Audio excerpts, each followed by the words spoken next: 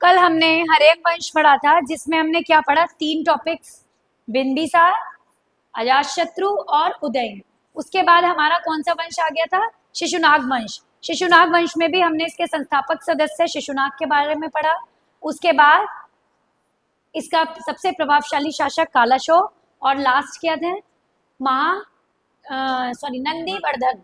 इस वंश का, शिशुनाग वंश का अंतिम शासक था, क्योंकि उसके उत्तराधिकारी महानंदिन की नंद वंश के संस्थापक महापदम नंद ने हत्या कर दी थी। तो अब हम नंद वंश के बारे में पढ़ेंगे। नंद वंश में जो इसका संस्थापक था महापदम नंद, पुराणों के अनुसार ये कहा जाता है कि नंद वंश एक शूद्र शासक था। जो हमारी धार्मिक व्यवस्था में 4 वर्ण है, ब्राह्मण, क्षत्रिय, वैश्य, शूद्र। तो महापदम नंद पुराणों में क्या बताया गया है, शूद्र बताया गया है कि वो शूद्र शासक था, क्योंकि ऐसा माना जाता है कि वे शूद्र दासी का पुत्र था। दासी इन द सेंस, फोर्थ दासी के लिए बोला ही जाता है जो भी आपकी सेवा, क्या बताया था, ब्राह्मण जो ज्ञान देते हैं, क्षत्रिय जो युद्ध नीति इन सबको, और उसके बाद वैश्य व्यापारी, और शूद्र हो गए जो इन चारों ही वर्ण, तीनों ऊपर के तीनों वर्णों की सेवा करें। तो दासी से ही पता चल रहा है। तो पुराणों में कहा गया है कि महापदम नंद जो थे वो किसके, एक शूद्र दासी के पुत्र थे, इसलिए इन्हें पुराणों में क्या कहा गया है, शूद्र शासक कहा गया है। ठीक है। जैन ग्रंथ है एक परिशिष्ट वर्मन, परिशिष्ट परवन के अनुसार नापित पिता और वैश्य माता का पुत्र था। ये किनके, इनके पिता जो थे वो नापित थे और माता जो थी उनकी वैश्य थी। ऐसा माना जाता है कि महापदम नंद इनके पुत्र थे पुराणों के अनुसार। नापित मतलब होता है नाई का दास, नापित मीन्स नाई का दास। तो महापदम नंद के लिए ये बोला गया है कि वो नापित पिता और वैश्य माता के पुत्र थे, इसीलिए इनको शूद्र शासक बोला गया है। ठीक है। महावंश टीका जो है, क्योंकि पुराणों में हमने क्या पढ़ा, पुराणों में इन्हें बताया गया है कि ये शूद्र शासक थे, क्योंकि ये शूद्र दासी से उत्पन्न हुए थे। उसमें भी इनकी माता के लिए क्या यूज किया गया है कि वो वैश्य थी महापदम नंद की, और जो पिता थे वो नापित अर्थात नाई के दास थे।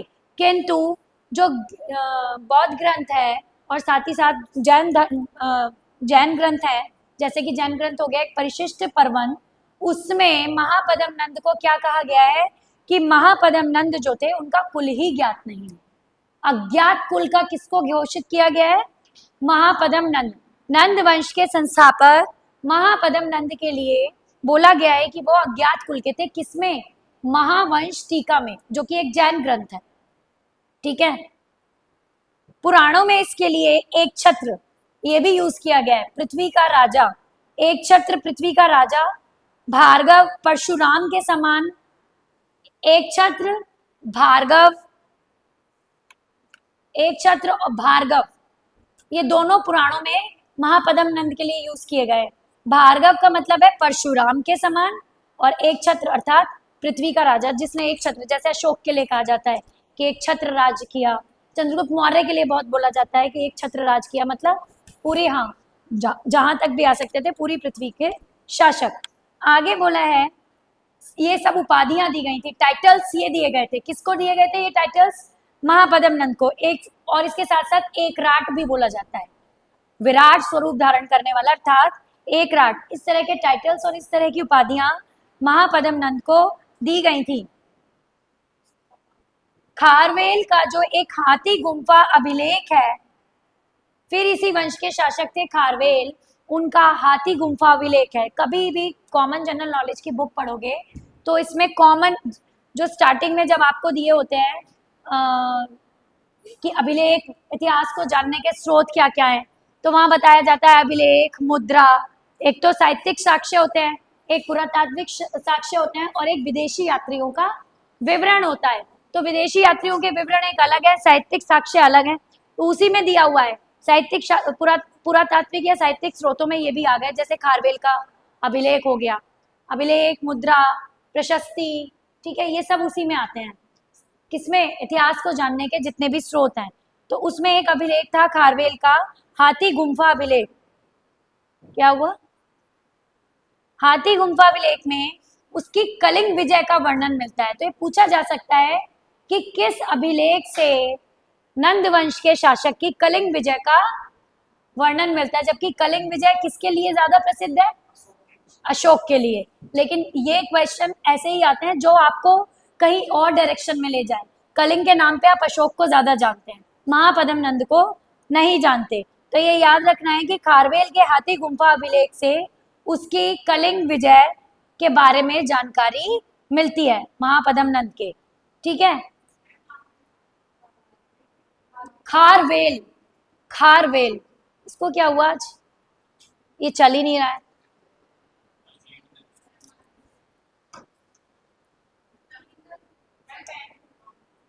अब ये तो कलर तो तभी भी करा था, तभी भी नहीं चला था। खारवेल,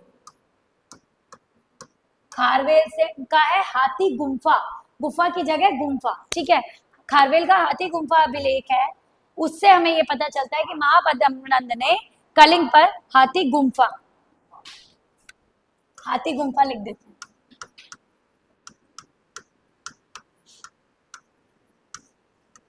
किसी भी जनरल नॉलेज की कॉमन बुक में ये क्वेश्चन कहीं भी मिल जाएगा, बहुत कॉमन है। लेकिन ये इसके बारे में जानकारी कहीं भी नहीं है इजिली कि महापद्म नंद की कलिंग विजय का वर्णन इसी अभिलेख से प्राप्त होता है।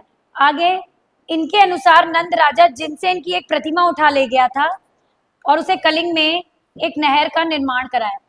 नंद राजा जो थे वो जिनसेन की एक प्रतिमा उठाकर एक नहर का निर्माण भी महापद्म नंद ने कराया था।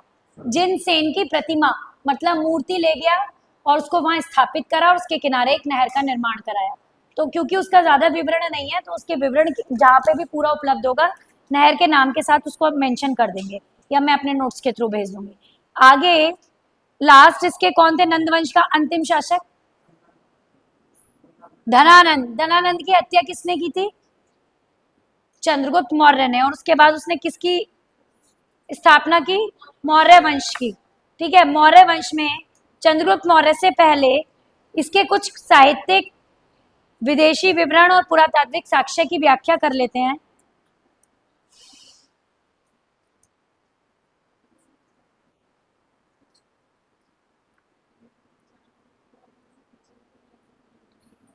साहित्यिक स्रोतों में कहा गया है कि मौर्य वंश की जानकारी हमें बहुत सारी ग्रंथों से मिलती है, जैसे कौटिल्य का अर्थशास्त्र। अगर हमें मौर्य वंश की जानकारी लेनी है तो कौटिल्य का अर्थशास्त्र से मिलेगी।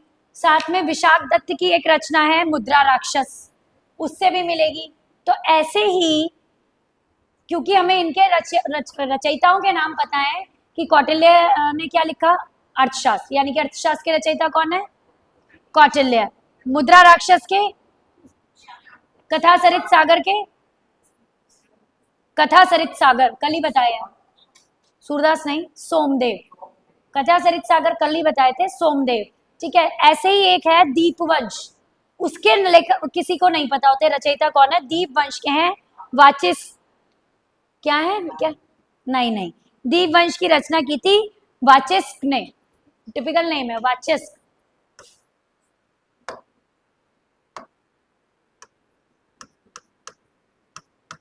वाचिस्क ने की थी किसकी रचना? दीपवंश। हमारा टाइम टेबल ऑलरेडी लग चुका है ना, कल भी मेरा ही है ना यहाँ पर। कल क्या है टॉपिक?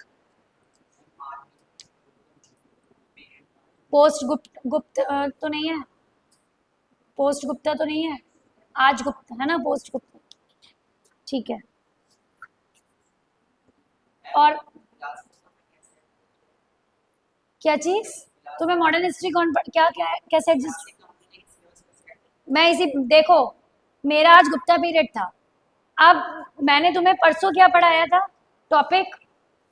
हमने आई थिंक ये भी नहीं हुआ था, महाजनपदास भी नहीं हुए थे, हम ब्राह्मण ग्रंथ, शाक्त धर्म, भागवत धर्म ये पढ़ रहे थे। ठीक है, उसके बाद क्योंकि कल क्या आ गया था? Post modern. अब अगर मैं मॉडर्न पढ़ाने लगती हूँ तो बीच का, क्योंकि मैंने तुम्हें प्रागैतिहासिक से पढ़ाया है, तो तुम्हारा एक ये सीक्वेंस जो मैं बार बार कोशिश कर रही हूँ कि तुम्हारे दिमाग में सेट हो जाए, फिर तो महात्मा गांधी के बाद का अब तक का तो तुम वैसे भी सेट कर लोगे। मॉडर्न हिस्ट्री इतना कंफ्यूज नहीं करती है, बट ये वाली हिस्ट्री आपको कंफ्यूज करेगी। अगर आपको सीक्वेंस क्लियर है तो आप टॉपिक्स भी उसके साथ साथ अपने आप क्लियर करते चले जाएंगे, इसीलिए मैंने नहीं छोड़ा। अब पता नहीं 2 to 3 क्लासेस अगर हैं तो आपको ये गुप्ता पीरियड भी हम देखते हैं कल या परसों तक इसको खत्म कराते हैं, आगे का मुझे नहीं पता फिर, ठीक है, लेकिन मेरा सिलेबस मैं पूरा कराऊंगी। शेड्यूल में तो वो भी पढ़ाया जाएगा, अगर शेड्यूल का टॉपिक अलग है तो वो तुम्हें जो भी किन की क्लासेस लगी है मेरे बाद, मिडाइवल की लगी है, कौन पढ़ाएगा उसको? बस कल आए थे ना सर, हाँ, तो बस वही वाली क्लासेस चलेंगी, मेरी एंड हो जाएगी बस इसी के साथ। अब तुम्हारी मिडाइवल शुरू हो जाएगी। मॉडर्न का नहीं आइडिया मुझे, कोई सिंह सर है आई थिंक वो भी पढ़ा सकते हैं, हाँ, बट मैं मॉडर्न पढ़ाना चाहती थी, मुझे बाय डिफॉल्ट एंशिएंट मिल गई, ठीक है, क्योंकि मॉडर्न हिस्ट्री उस दिन मैंने मिडाइवल पढ़ाई थी डेमो में, आई थिंक डेमो में कितने स्टूडेंट्स थे, मिडाइवल पढ़ाई थी ना मैंने उस दिन, तुगलक, और टीचर्स का भी तुगलक ही था ना सेम।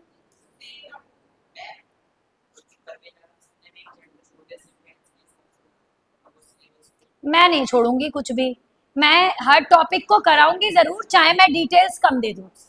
डिटेल्स इसलिए कम दूंगी क्योंकि यहाँ सारी डिटेल्स अभी भी मैंने काट दिया है, नंदवंश में लास्ट मैंने धनानंद की ज्यादा डिटेल काट के मैं सीधी मौर्य मौर्य उस पर आ गई हूँ, चंद्रगुप्त मौर्य पर, क्योंकि बाकी डिटेल मेरा काम है आप तक पहुंचाना, मैं कल नहीं पहुंचा पाई थी जो भी नोट्स थे क्योंकि उनको अभी भी लिख ही रहे, और वो मैं आपको प्रोवाइड करा दूंगी तो प्रॉब्लम नहीं आएगी, लेकिन सीक्वेंस आपका गड़बड़ाएगा नहीं, जिस सीक्वेंस में मैंने पढ़ाया फिर वो क्लियर रहेगा कि इनके बाद ये चीजें थी, महाजनपदास को आपको कहाँ सेट करना है, बीच में अगर जैसे कल क्वेश्चन करा था किसी ने कि मैम ये तो बिंदुसार था, तो मैंने उनको क्लियर करा कि वो बिंदुसार है, ये बिंबिसार है, तो ये कंफ्यूजन नहीं होने चाहिए, ओके। चंद्रगुप्त मौर्य, अच्छा हाँ मैंने कहा था, तो ये दीप वंश जो इसकी रचना किसने की थी? वाचस्क ने, ठीक है, ये क्वेश्चंस पूछा जा सकते हैं यहाँ से भी, क्योंकि बाकी कथा सरित सागर सोमदेव ये सारी डिटेल्स लिखी हैं।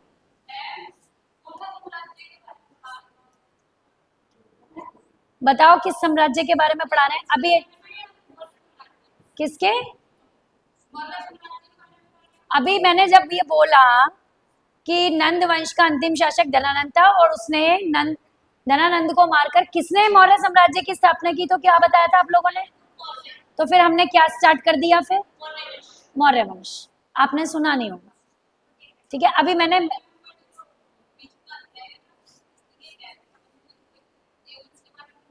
तुम कंफ्यूज बहुत होती हो, है ना, तुम सबसे आगे वाली बेंच पर बैठा करो, तुम कंफ्यूज बहुत होती हो, लेकिन जितना कंफ्यूज होना है ना यहाँ हो लो, वहां कंफ्यूज मत होना जब फाइनल एग्जाम्स देने जा रही हो, ठीक है ना।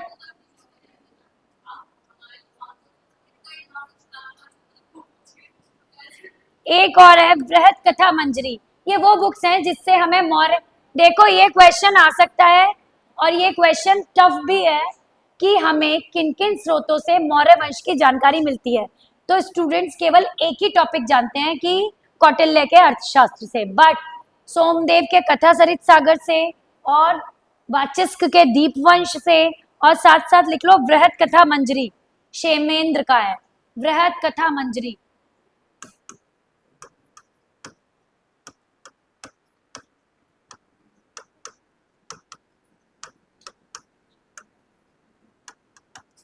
इसके कौन? हाँ हाँ बिल्कुल दे सकते हैं, ठीक है। ये आज न्यू स्टूडेंट है क्या? आज ही से ज्वाइन किया है बैच, तो जो क्लासेस निकल गई वो कैसे करोगे कवर? हो जाएंगी, अच्छी बात। हाँ क्षेमेंद्र, क्षेमेंद्र, ये वाचिस्क जो है ये राइट, यहाँ पर तो ये राइटर है और यहाँ पर ये है, ठीक है, ये दोनों रचनाएं हैं, दीपवंश भी रचना है और बृहद कथा मंजरी भी रचना है, ठीक है, और इन दोनों से ही हमें मौर्यकालीन इतिहास के बारे में पता चलता है, तो ये आपको ज्यादातर तो यही पूछी जा सकती हैं कि किस मौर्य कालीन इतिहास के बारे में हमें किन स्रोतों से पता चलता है। चंद्रगुप्त मौर्य, चंद्रगुप्त मौर्य ने अपने गुरु कौन थे? चाणक्य, उनके अन्य दो नाम बताइए चाणक्य के। कौटिल्य और विष्णुगुप्त, उनकी सहायता से नंदवंश के अंतिम शासक धनानंद को हराकर नंद वंश की स्थापना की। अब हम चंद्रगुप्त मौर्य के बारे में डिटेल ले रहे हैं, पहले शासक, ठीक है, और जो डिटेल होगी साहित्यिक विदेशी विवरण मैं भेज दूंगी। ब्राह्मण साहित्य में एक चीज याद रखनी है, ये विवादित क्वेश्चन भी रहता है कई बार। ब्राह्मण साहित्य में चंद्रगुप्त मौर्य को, क्योंकि उनकी जाति के विषय में मतभेद है, तो ब्राह्मण साहित्य में इन्हें शूद्र और बौद्ध एवं जैन धर्म ग्रंथ में इन्हें क्षत्रिय कुल का समझा जाता है। ये क्वेश्चन बहुत मतभेद लेकर और कारण और कथन वाले क्वेश्चंस में आता है, ठीक है, कि ब्राह्मण साहित्य में इन्हें क्या कहा जाता है, शूद्र, और लेकिन बौद्ध और जैन ग्रंथों में इनको कहा जाता है क्षत्रिय जाति का, ठीक है। विशाख दत्त की जो रचना है मुद्रा राक्षस, उस रचना में इनके लिए एक वर्ड यूज किया गया है वृषल।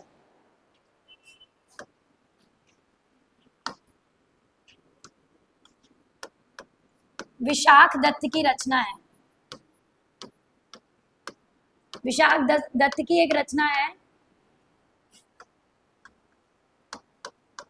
मुद्रा राक्षस, उसमें चंद्रगुप्त मौर्य के लिए वृषल वर्ड का यूज किया गया है। वृषल मतलब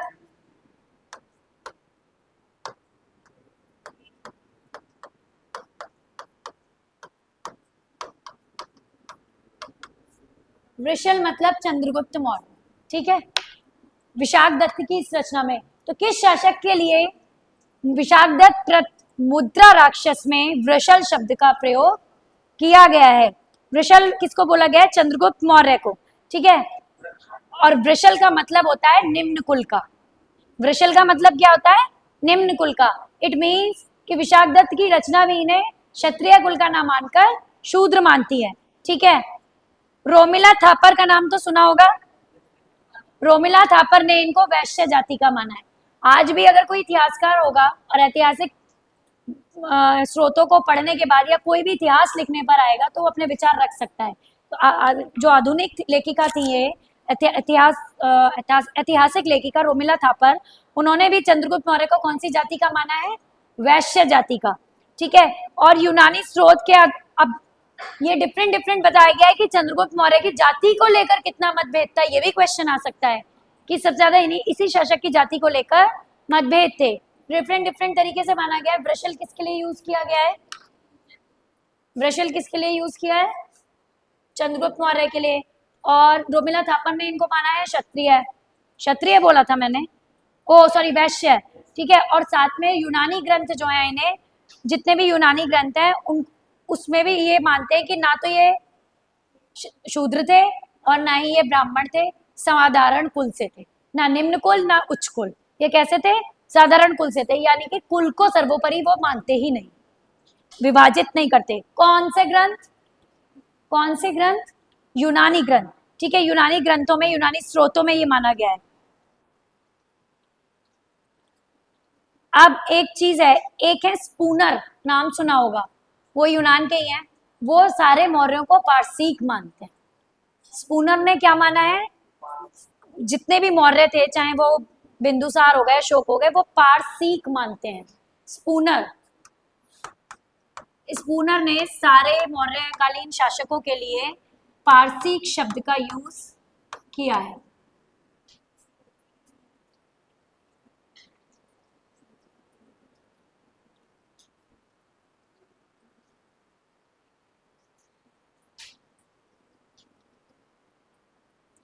एक व्यक्ति है जिस, ये कथन और कारण के तो आते हैं, लेकिन किसने ये कहा?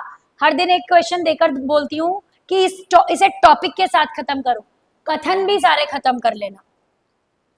जैसे मैंने थर्ड या फोर्थ क्लास में बोला था कि मेरी पीठ पर किया गया लाठी का एक एक प्रहार, ठीक है, तो मैंने बोला था कथन बहुत आते हैं। तो एक कथन चंद्रगुप्त के विषय में भी है कि उसने 6 लाख की सेना लेकर संपूर्ण भारत को रौंद डाला था, यानी कि एक छत्र राज्य किया था। कितनों की सेना लेकर? 6 लाख की सेना लेकर। ये कथन किसका है चंद्रगुप्त के विषय में? जस्टिन का। किसने लिखा था ये? जस्टिन। ये कथन है जस्टिन का।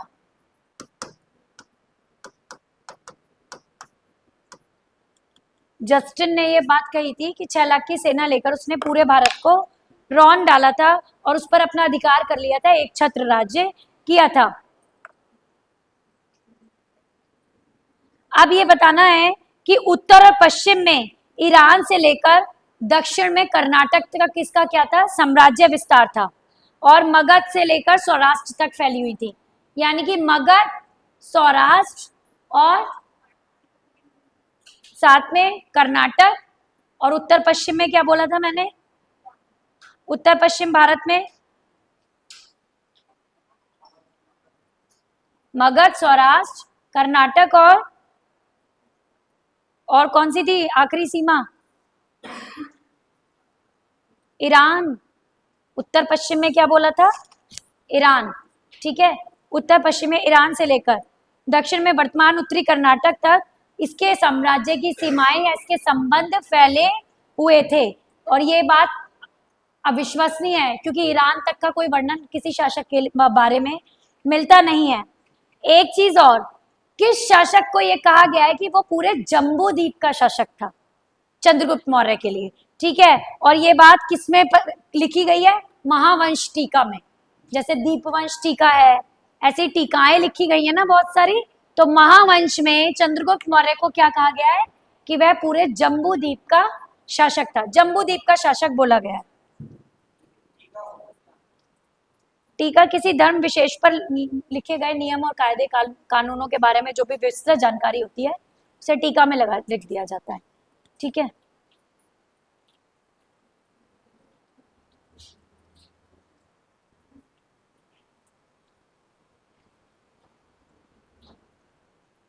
चंद्रगुप्त के गवर्नर का नाम था पुष्यगुप्त। शॉर्ट कर करवा रही हूँ, डिटेल बहुत है।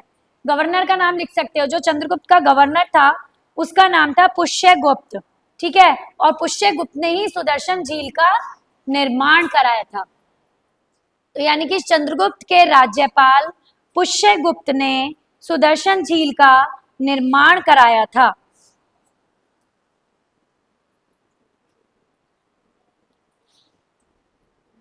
चंद्रगुप्त और यूनानी शासक सेल्यूकस के मध्य जो युद्ध हुआ था उसकी तिथि पूछ ली जा सकती है 305 ईस्वी पूर्व, ये तिथि आ सकती है। सेल्यूकस और चंद्रगुप्त में तो वो उसका क्या बन गया था,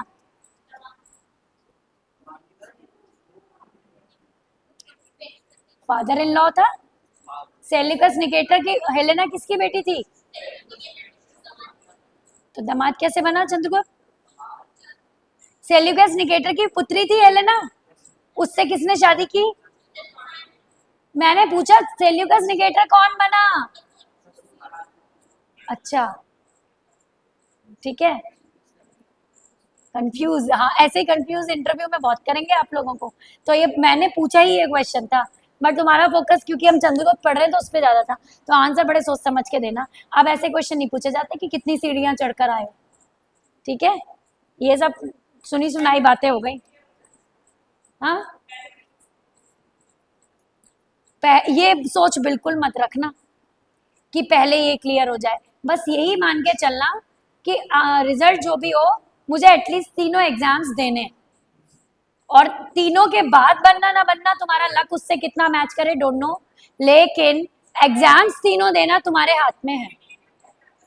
नहीं वो, हाँ ये तो जो भी इस एग्जाम को देगा हर टाइम 5 मिनट्स में उसके दिमाग में यही आएगा कि मुझसे ये तो बहुत बड़ा एग्जाम है, बहुत सिलेबस है, मुझसे नहीं होगा। जब जब ये मन में आए कि मुझसे नहीं होगा उसी समय फिर से बैठ जाओ, और क्या कंफ्यूजन के साथ नहीं। ठीक है, बहुत ज्यादा सिलेबस है, मुझे केवल हिस्ट्री नहीं, मुझे रीजनिंग भी पढ़नी है, मुझे एग्रीकल्चर भी पढ़नी है, मुझे संस्कृत भी पढ़नी है, इनफैक्ट मुझे ड्राइंग का भी पता होना चाहिए, प्राइमरी कलर्स, और यहाँ तक कि मुझे ये भी पता होना चाहिए कौन सा राग किस समय गाया जाता है। अगर आपसे पूछ लिया कि राग भैरव का गायन समय, तो आपको पता होना चाहिए। तो ये तो सिलेबस, तो इसके लिए ये करो ना कंफ्यूज, जब लगे कि नहीं हो रहा तो आज मैं सारे राग ही खत्म करती हूँ, देखते हैं आता है कैसे। ठीक है, आज मैं पूरा कोशिश करती हूँ दिल्ली सल्तनत में कुछ ना बचे, या आज कुछ 10 शासकों को पकड़ते हैं, करती हूँ या करता हूँ व्हाटएवर। ठीक है, तो ऐसे कर कर जब भी मन में आए कि नहीं हो रहा तो उसको करना है, लेकिन कोशिश यही करनी है मुझे ये तीनों देने हैं, रिजल्ट उसके बाद कुछ भी हो। ठीक है, तीनों को साथ में लेके, हाँ तीनों साथ में लेके चलना है।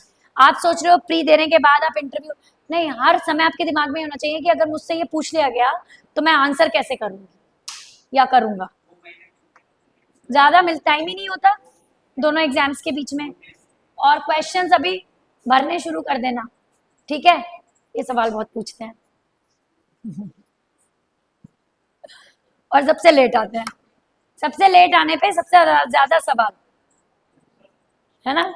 इतना सारा सिलेबस निकल गया, 2:45 तक है क्लास। नहीं नहीं, सभी का पूछना चाहिए। लेट क्यों आते हो ये पूछा मैंने। अच्छा, 305 ईस्वी पूर्व जो युद्ध हुआ था सेल्यूकस, और उसमें कौन जीता? चंद्रगुप्त की विजय हुई, ठीक है। और दोनों के बीच संधि हुई, ठीक है।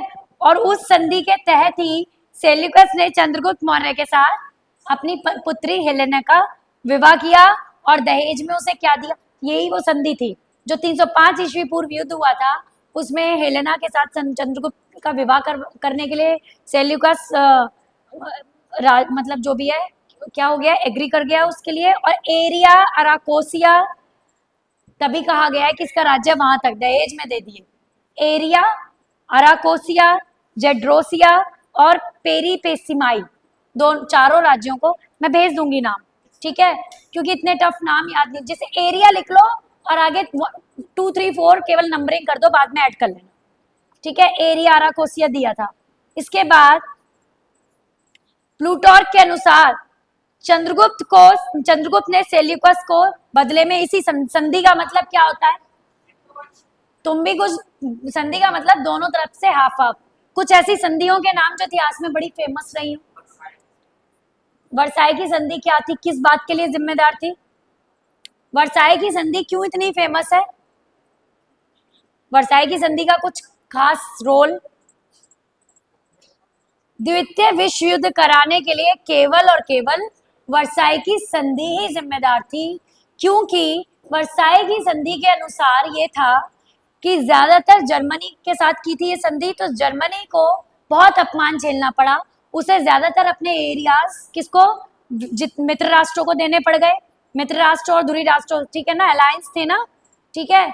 तो उनको देने पड़ गए अमेरिका वाले पार्ट को वर्साई की संधि के तहत। और दूसरी बात ये कि उसको हथियार ना रखना, सेना की लिमिटेशंस, इससे ज्यादा सेना नहीं रखोगे, इस तरह के अपमान का सामना करना पड़ा। तो यही वो वजह बनी जिसने वर्साई, वहां जर्मनी में रह रहे लोगों को बहुत ज्यादा क्या कि राष्ट्रीय स्तर पर ये तोड़ दिया कि नहीं, हमें अपने अपमान का बदला लेना है। तो द्वितीय विश्व युद्ध के लिए जिम्मेदार बताया जाता है किसको? वर्साई की संधि को। तो ऐसी संधियां। और कोई संधि हिंदुस्तान की बता दो एक, ये तो विश्व की हो गई। श्रीरंगपट्टम टीपू सुल्तान के साथ हुई थी। तो संधियां नेक्स्ट टॉपिक, मजाक बात नहीं है ये। आपको टॉपिक से अगर चले तो कोई मैं यही बात बोल रही हूँ कि कई बार आप बहुत कुछ पढ़ रहे होते हो, पर आपने अगर टॉपिक्स को टारगेट करके पढ़ना शुरू कर दिया तो आप कॉन्फिडेंस के साथ ये जाओगे कि कुछ संधि से कुछ भी आ जाए, मुझे कोई कंफ्यूजन नहीं है। तो संधियां याद कर लो। श्रीरंगपट्टम की संधि बहुत फेमस है, टीपू सुल्तान के साथ जो हुई थी अंग्रेज। श्रीरंगपट्टम, श्रीरंगपट्टम।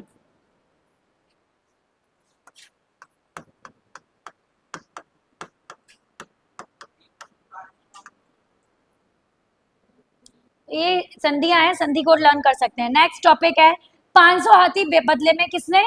चंद्रगुप्त ने सेल्यूकस को उपहार में दिए थे। कितने? 500 हाथी, ठीक है। उसके बाद उसने अपने राजदूत, उसका क्या नाम था, जिसने मेगस्थनीज, चंद्रगुप्त मौर्य ने अपने राजदूत सेल्यूकस ने अपने राजदूत मेगस्थनीज को चंद्रगुप्त मौर्य के दरबार में भेजा, ठीक है। और उसके बाद एक तमिल ग्रंथ है एहनानून, ठीक है, और मुरनानूर, दोनों ग्रंथों के नाम अभी लिखवाते हैं। चंद्रगुप्त मौर्य की जो दक्षिण भारत की विजय थी, कि उसने दक्षिण को, कर्नाटक का डिटेल दिया है अभी मैंने, कर्नाटक था। तो चंद्रगुप्त मौर्य की दक्षिण भारत की विजय का जो अभिलेख मिलता है वो तमिल ग्रंथ एहनानून और मुरनानूर, इन दोनों से मिलता है। और साथ साथ कुछ अभी तमिल ग्रंथ हैं, एहनानूर और मुरनानूर।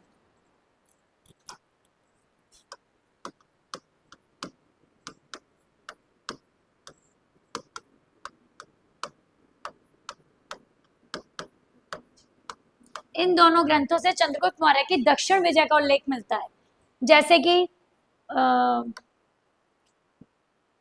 बुलंद दरवाजा से किस चीज का, कौन सी विजय का उल्लेख मिलता है?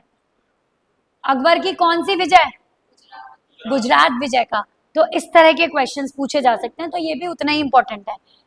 एहना नूर और मुरना नूर, ये दोनों तमिल ग्रंथ हैं। एहना नून, सॉरी ये नून है, यहाँ पे नून लिखना है, मैं बोल भी नून ही रही थी।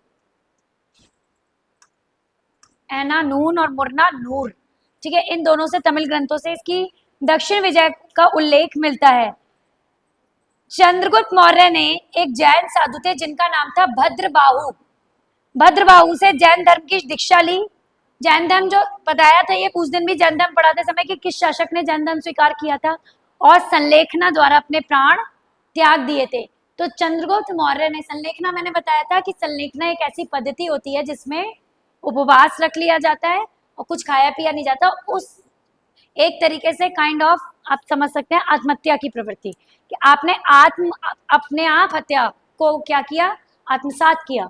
तो इसीलिए ये बोला जाता है कि चंद्रगुप्त मौर्य ने क्या किया, भद्रबाहु जैन साधु, जैन मुनि थे भद्रबाहु, उनसे दीक्षा ली, जैन धर्म को स्वीकार किया, और श्रवण बेल गोला, जो कि नाम आपको याद रखना है, वैसे कॉमन है ये, तो ये तो ज्यादातर आप जैसे प्रिपरेशन करने वालों को पता होना चाहिए और होता भी है, कि श्रवण बेल गोला में, श्रवण बेल गोला मैसूर में है, कर्नाटक, ये लिख लेना।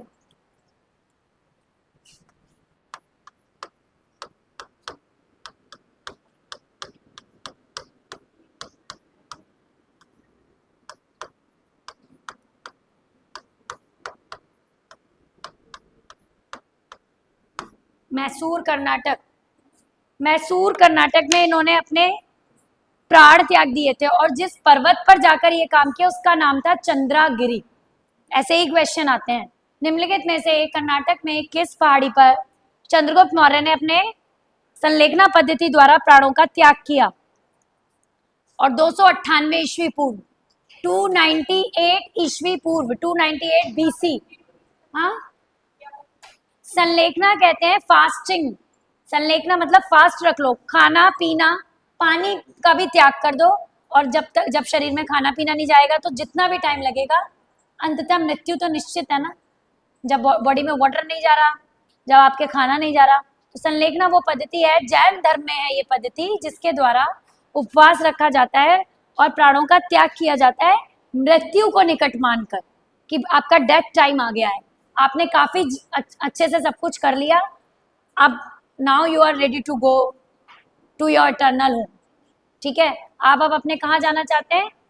अपने real home, which is heaven, स्वर्ग।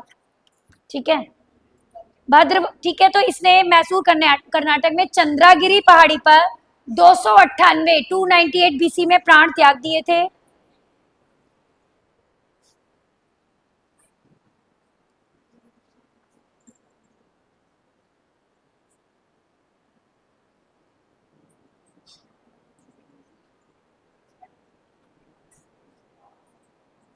अब एक क्वेश्चन अभी किसी रीसेंट पेपर में आया है, प्रजा के सुख में ही राजा का सुख है और प्रजा की भलाई में ही उसकी भलाई, ये कथन किसके हैं? कौटिल्य के। ऑप्शन ये अर्थशास्त्र में लिखे गए कौटिल्य के शब्द हैं, ऑप्शन यही है कि कौटिल्य, विदाउट ऑप्शन। नेक्स्ट ले लेते हैं थोड़ा थोड़ा, क्योंकि डिटेल तो बहुत है। फिर अगेन यही कि आपको पूरा मैप करना है, मौर्यकालीन भारत का ये सारा मैप आपको मैं भेज दूंगी। ठीक है, ये टोटल मैप जितना भी है ये भेज दिया जाएगा। बिंदुसार, बिंदुसार चंद्रगुप्त मौर्य का उत्तराधिकारी था, उसका पुत्र भी था, और यूनानी लेखक इसको क्या कहते थे? अमित्रोचेट्स। क्या कहते थे यूनानी लेखक बिंदुसार को?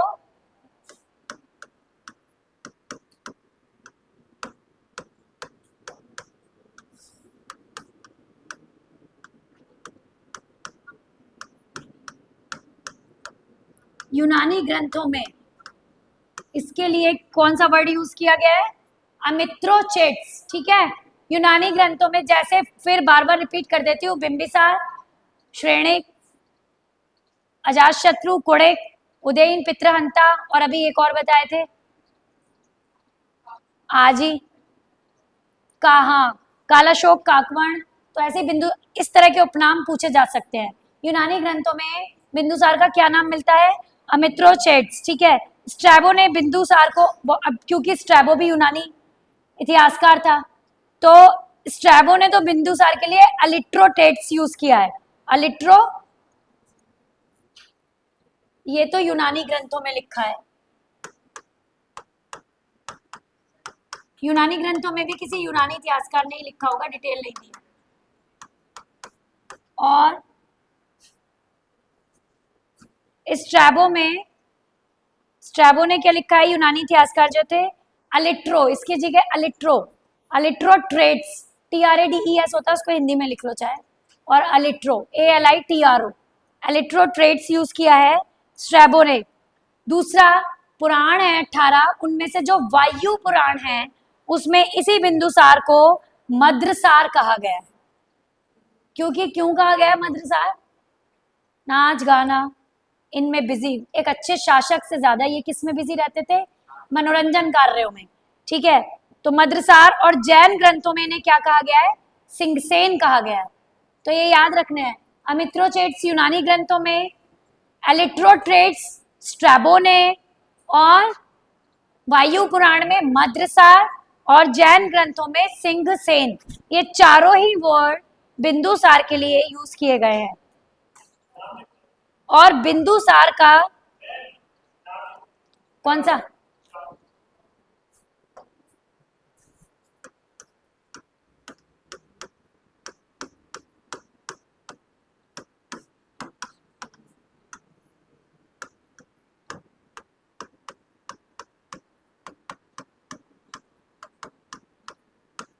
अमित्रोचेट्स, एलिट्रोट्रेट्स, मद्रसार,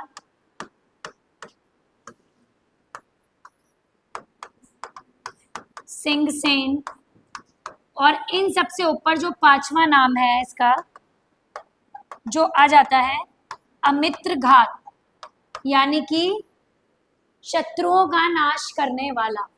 अमित्र घात,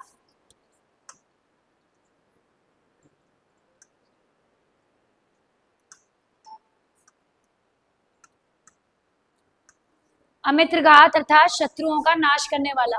ये सारे वर्ड्स बिंदुसार के लिए यूज किए गए हैं। ठीक है, अमित्रोचेट्स, एलिट्रोट्रेट्स, मद्रसार, सिंघसेन, मद्रसार वायु पुराण में, सिंघसेन जैन ग्रंथों में। ठीक है, और अमित्रोचेट्स किसने? यूनानी ग्रंथों में। एलिट्रोट्रेट्स स्ट्रैबो ने कहा है, जो कि यूनानी इतिहासकार थे। ठीक है, और फ्लीट ने कहा है अमित्र घात। फ्लीट इतिहासकार थे एक, फ्लीट, स्ट्रैबो ने।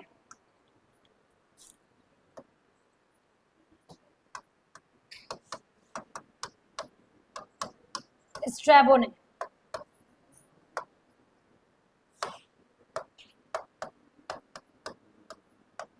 फ्लीट ने कहा है। बाकी तो याद रह जाएंगे, मद्रसार, वायु पुराण, सिंघसेन जैन ग्रंथ, और क्या बचा? अमित्रोचेट्स यूनानी ग्रंथ। ठीक है, अमित्र घात का नाम याद रखना है। इसका अर्थ होता है शत्रुओं का वध करने वाला। ठीक है, या नाश करने वाला। अब ये बात याद रखनी है, जैन, अभी बताती हूँ क्या पूछ रही हो। जैन परंपरा के अनुसार इनकी माता का नाम क्या मिलता है? दुर्वरा। जैन परंपरा के अनुसार इनकी माता का नाम दुर्वरा मिलता है। बिंदुसार की माता का नाम क्या मिलता है? अर्थात चंद्रगुप्त मौर्य की वाइफ, ठीक है, पत्नी हुई। इनकी माता का नाम जैन ग्रंथों के अनुसार क्या मिलता है? दुर्वरा। अब क्योंकि चंद्रगुप्त मौर्य ने तो दक्षिण विजय की थी, किंतु बिंदुसार ने दक्षिण विजय की थी या नहीं की थी इसके प्रमाण नहीं मिले हैं। लेकिन जितने एक्स्ट्रा विजय की थी नहीं की थी, लेकिन जितने क्षेत्रों को बिंदुसार के पिता चंद्रगुप्त मौर्य ने जीता था, उतने क्षेत्रों को बिंदुसार ने अक्षुण बनाए रखा, मतलब उनको खोया नहीं। उनको किसी भी राजा के द्वारा हारा नहीं बिंदुसार। जितने क्षेत्र चंद्रगुप्त मौर्य ने, इनके पिता ने जीते थे, उतने क्षेत्रों को इन्होंने अपने पास ही सेफ रखा, बिल्कुल उन्हें किसी की राजा के द्वारा या किसी संधि के द्वारा नष्ट नहीं होने दिया। दिव्य वरदान में ऐसा वर्णन मिलता है कि बिंदुसार के समय में 2 विद्रोह हुए थे। क्या हुए थे? 2 विद्रोह, ठीक है। और कहाँ हुए थे ये दोनों विद्रोह? तक्षशिला में, ठीक है। इन विद्रोह को दबाने के लिए, दोनों विद्रोह तक्षशिला में हुए थे। इन विद्रोहों को दबाने के लिए बिंदुसार ने पहले अपने पुत्र अशोक और उसके बाद अपने पुत्र सुशीम को तक्षशिला भेजा था, इन दोनों ही विद्रोहों को दबाने के लिए। अब सुशीम, सुशीम, ठीक है, हिंदी में सुसीम लिखते हैं लेकिन वैसे हैं सुशीम, उनको तक्षशिला भेजा था। अब ये पूछा जा सकता है, जैसे पूछ लिया जाता है कि हर्षवर्धन के उसमें कौन आया था चीनी यात्री? हुएनत्सांग, ठीक है। और चंद्रगुप्त मौर्य के? चंद्रगुप्त द्वितीय या चंद्रगुप्त मौर्य? फाहियान। फाहियान का ग्रंथ क्या है जिसमें उसने भारत के बारे में लिखा है? जैसे हुएनत्सांग का क्या है? हुएनत्सांग का है सीयूकी, जिससे आपको भारत का वर्णन, मेगिस्थनीज की इंडिका से सारे भारत का वर्णन पता चलेगा उस समय। ऐसे ही हुएनत्सांग के सीयूकी से आपको भारत का वर्णन पता चलेगा। शॉर्ट में भी लिख लो सी यू और की। और इसका फाहियान का था फो क्यो की, ठीक है, फो एफ ओ, वैसे पी एच ओ आएगा वो, फो क्यो की, के वाई ओ और के आई, पी एच ओ, के वाई ओ और के आई, ये फाहियान के, इससे भारत विजय का वर्णन मिलता है। तो ऐसे ही बिंदुसार के दरबार में भी एक राजदूत आया था जिसका नाम था डाइमेकस। मेगास्थनीज किसके दरबार में आया था? चंद्रगुप्त मौर्य के, लेकिन डाइमेकस बिंदुसार के दरबार में आया था, ठीक है, यूनानी था। कौन था?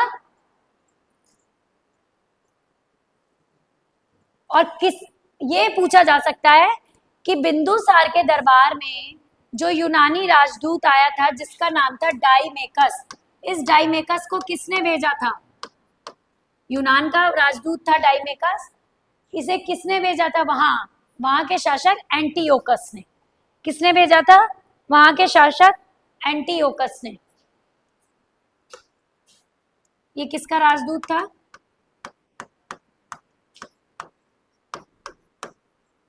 एंटीओकस। हिस्ट्री है और खासकर एंशिएंट हिस्ट्री, केवल मॉडर्न हिस्ट्री ऐसी है जिसके टर्म्स आपको इजीली लर्न हो जाते हैं।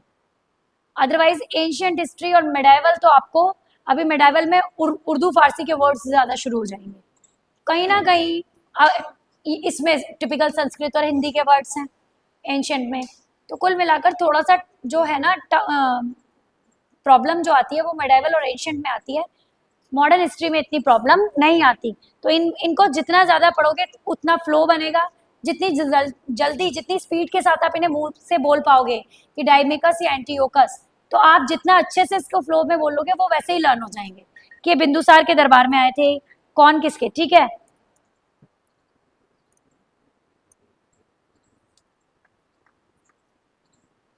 और ये भी माना जाता है कि यही डाइमेकस, जैसे बिंदुसार चंद्रगुप्त मौर्य के उत्तराधिकारी थे, ऐसे ही डाइमेकस मेगिस्थनीज के उत्तराधिकारी थे, ये भी माना जाता है। ये पता नहीं होगा, इनके पिता ही आए थे किसके दरबार में? चंद्रगुप्त मौर्य के। तो चंद्रगुप्त मौर्य के दरबार में आने वाले जो यूनानी राजदूत थे मेगिस्थनीज, डाइमेकस उनके उत्तराधिकारी थे, ये याद रखना है कि ये उनके उत्तराधिकारी थे, ठीक है।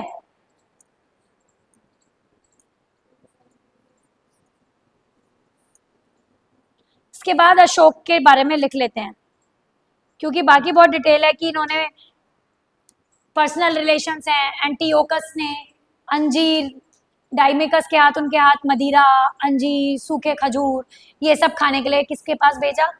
चंद्रगुप्त। ये पर्सनल रिलेशंस है, इसको स्टोरी की तरह पढ़ लेना चाहिए, लेकिन बहुत ज्यादा नहीं है इंपॉर्टेंट। हाँ, एक चीज और लिख लो, लेकिन इसमें इनके मंत्रिमंडल में 500 सदस्यों की एक मंडली थी, मंत्री परिषद। बिंदुसार के मंत्रिमंडल में 500 सदस्यों वाली एक मंत्री परिषद थी, जिसका प्रधान अधिकारी जो था वो क्या कहलाता था? खल्लटक।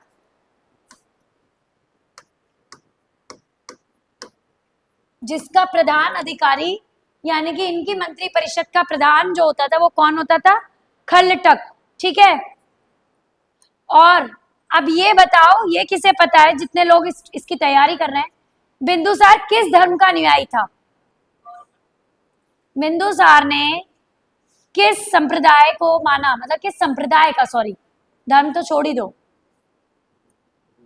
आजीवक संप्रदाय का अनुयायी था। बिंदुसार आजीवक संप्रदाय का अनुयायी था। और एक आजीवक संप्रदाय को फॉलो करने वालों को आजीवक ही बोला जाता है।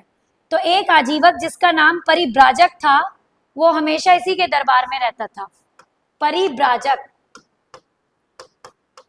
ये एक आजीवक था जो हमेशा से ही बिंदुसार के दरबार में ही रहता था, जिसका नाम था, रहता मतलब निवास करता था, परिव्राजक।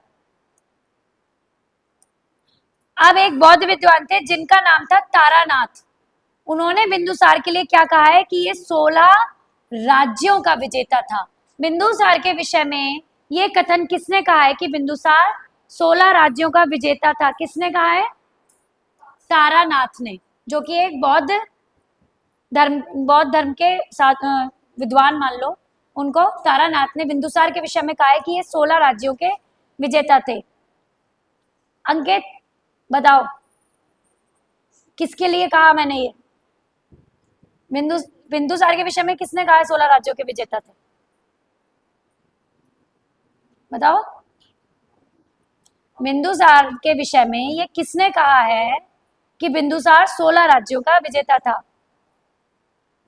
बड़ा इंपॉर्टेंट डिस्कशन कर रहा था, वो भी अपनी जगह गलत नहीं था, लेकिन एक इंपॉर्टेंट टॉपिक छूट गया। क्या था? तारानाथ, ठीक है, जो कि बौद्ध विद्वान थे। तारानाथ, बिंदुसार के विषय में ही उन्होंने कहा कि वो 16 राज्यों के विजेता थे। और परिव्राजक तो याद है ना कि ये परिव्राजक एक आजीवक ही था जो कि बिंदुसार के राज्य में रहते थे। चाणक्य की मृत्यु के बाद, चाणक्य का नाम विष्णुगुप्त था, जब चाणक्य की मृत्यु हो गई तो चाणक्य की मृत्यु के बाद कौन उनका उत्तराधिकारी बना? ये बात किसी कॉमन बुक में नहीं है। राधा गुप्त। विष्णुगुप्त वो थे, राधा गुप्त चाणक्य के उत्तराधिकारी बने। चाणक्य की मृत्यु के बाद राधा गुप्त उनके उत्तराधिकारी बने। अशोक के बारे में मैं बोल रही थी, लिख लेते हैं।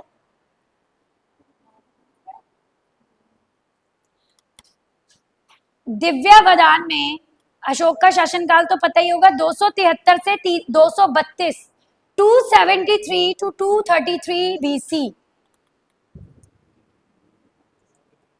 273 से 232 ईस्वी पूर्व, ठीक है। दिव्यावदान जो है उसके अनुसार अशोक की माता का नाम क्या था? सुभद्रांगी। किसी ने सीरियल देखा होगा तो उसमें भी यही नाम दिया था। क्या नाम था अशोक की माता का? नाम सुभद्रांगी।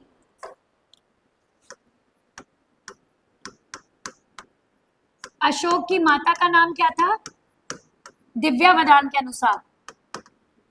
शॉर्ट नोट्स में लिख लो, ये तुम्हें पता है कि हम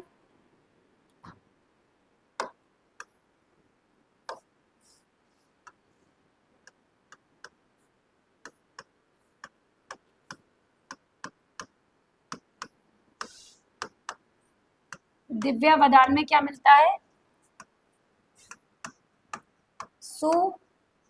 सुभद्रांगी, ये अशोक की माता का नाम मिलता है। ऐसा माना जाता है कि बिंदुसार ने इनसे अपने राज्य में विवाह ना करके किसी कहते हैं ना, किसी उसको लड़ने गए थे या किसी योजना को सफल करने के लिए जब कभी कहीं गए थे, वहां पर सुभद्रांगी से विवाह किया था।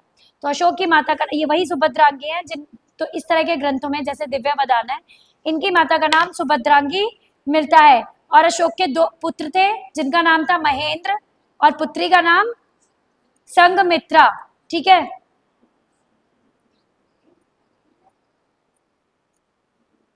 संघमित्रा, महेंद्र पुत्र और पुत्री का नाम संघमित्रा।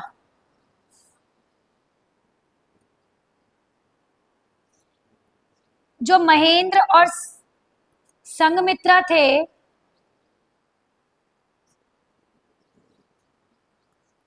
वो इनकी पत्नी देवी से उत्पन्न हुए थे।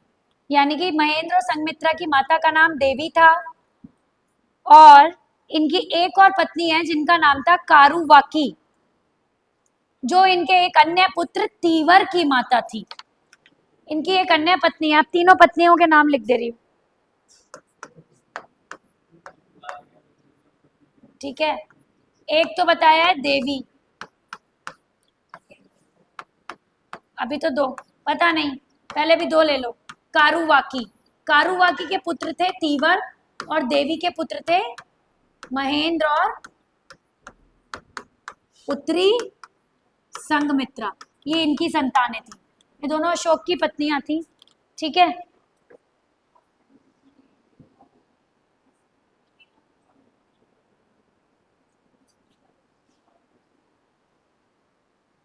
ऐसा जो ये कहा जाता है अशोक के विषय में, तीवर तीवर तीवर, ऐसा कहा जाता है अशोक के विषय में कि उन्होंने अपने 99 भाइयों की हत्या की थी। तो किस तरह के ग्रंथों में या किस तरह के अभिलेखों में इस चीज को कहा गया है? सिंहली अभिलेखों में, क्योंकि श्रीलंका वाला एरिया पता भी था बौद्ध धर्म के लिए उस समय फेमस हो चुका था, और इनका कनेक्शन बहुत रहा था अशोक का, तो सिंगली भाषी लोग ज्यादा थे उस समय पर। सिंगली अनुश्रुतियां जितनी भी हैं और ग्रंथ या अभिलेख हैं, उनसे अनुश्रुतियों से ये ज्ञात होता है कि इन्होंने अपने 99 भाइयों की हत्या कर दी थी, और उसके बाद इन्होंने सिंहासन प्राप्त किया था। एक चीज है, राज्याभिषेक से संबंधित एक छोटा सा शिलालेख है, जब अशोक का राज्याभिषेक हुआ था तो उससे संबंधित एक छोटा शिलालेख है, उसमें अशोक ने खुद, इस शिलालेख में खुद को बोला है बुद्ध शाक्य। क्या बोला है? बुद्ध शाक्य। और साथ साथ कुछ अभिलेखों में इसको देवानाम प्रिय, ये तो सुना होगा सभी ने, देवानाम प्रिय अशोक के लिए यूज हुआ है, ठीक है। देवानाम प्रिय नाम से भी संबोधित किया गया है। केवल एक गुर्जरा अभिलेख है, ये ध्यान रखना है, उस अभिलेख में अशोक का नाम अशोक ही है, अदरवाइज ये कंफ्यूज कर सकता है। लोग यही सोचेंगे कि देवानाम प्रिय होगा, गैस नहीं काम करेगा, यहाँ गैस वर्क बिल्कुल फेल हो जाएगा, क्योंकि आपको ऐसा ही लगेगा कि अशोक के तो देवानाम प्रिय है, अन्य उपाधियां थी। देवानाम प्रिय मैं लिख देती हूँ,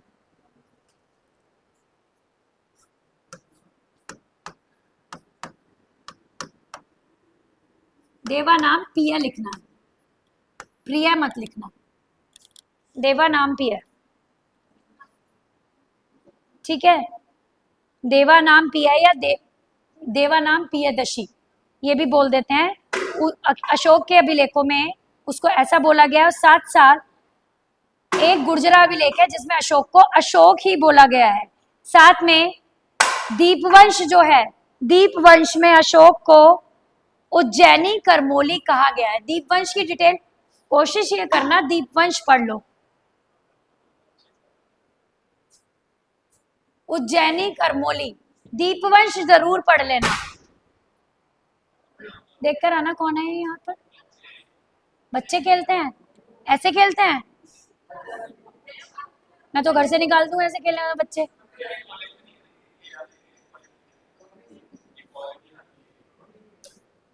ये जो हम आते हैं जब यहाँ से, तो ये बराबर में कॉलोनी है, तो ये कॉलेज के बीच बीच में कॉलोनी है।